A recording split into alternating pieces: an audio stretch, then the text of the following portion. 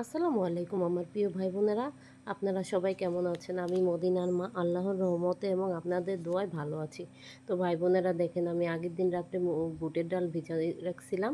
তো আজকে সেটাকে সুন্দর করে রান্না করব। তারপরে আজকে চিতই পিঠা হবে।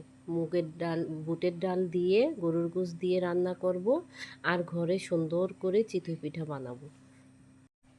তো ভাই বোনেরা, আমি আজকে সুন্দরভাবে বুটের ডালটা সুন্দর করে রান্না করে নেব। এখানে আমি বুটের ডালটা মনে করেন চুলা থেকে রান্না করে নেব সন্ধ্যাবেলা। রাত্রে গরম গরম চিতই পিঠার সাথে বুটের ডাল গরুর গোশত দিয়ে খাওয়া হবে ভাই বোনেরা।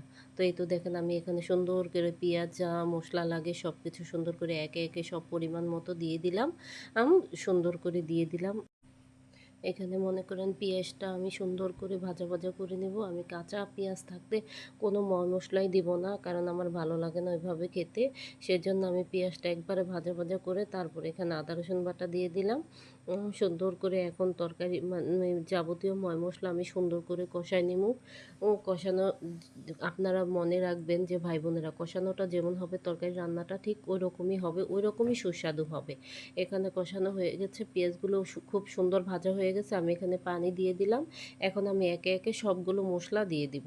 আর ভাই বোনেরা, আমি তো আগেই দেখাইছি আপনাদের যে আমি একটা মশলা এখানে অ্যাড করি। আমার গরুর গোশত, মুরগির গোশত, সব গোশতেই আমি এই মশলাটা ব্যবহার করি। এই মশলাটা ব্যবহার করলে আমার রান্নার স্বাদ খুব ভালো লাগে, আর খুব রান্নার স্বাদটা দ্বিগুণ বেড়ে যায়। এখানে আমি দিয়ে দিলাম হচ্ছে একটা টমেটো।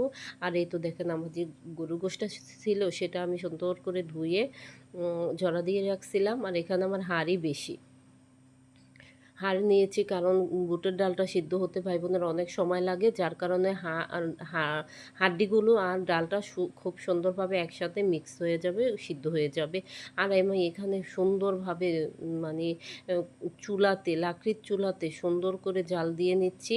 আর লাকড়ির চুলার রান্না কিন্তু খেতে ভাই বোনেরা খুব মজা হয়। যারা গ্যাসে রান্না করে খায় তারা সবসময় বলে যে লাকড়ির চুলার রান্না নাকি খুব সুন্দর। এই তো দেখেন ভাই বোনেরা, আমার তরকারিটা খুব সুন্দর হয়ে গেছে। আর আমি অন্য চুলা, আমি তো দু-একটা চুলায় রান্না করি।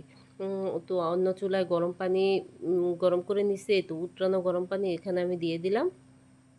দেখেন ভাই বোনেরা, এখন আমি এই তরকারিটা খুব সুন্দরভাবে ঢাকনা দিয়ে ঢেকে রাখবো। আর আমি এখানে ভাই বোনেরা তরকারিতে মশলা মানে সব কিছুই দিছি, কিন্তু লঙ্কা গুঁড়া যাকে বলে শুকনো মরিচের গুঁড়াটা কম দিয়েছি, কারণ আমার মাতিনা যদি দু এক টুকরো খায় তাহলে ঝালে খেতে পারবে না।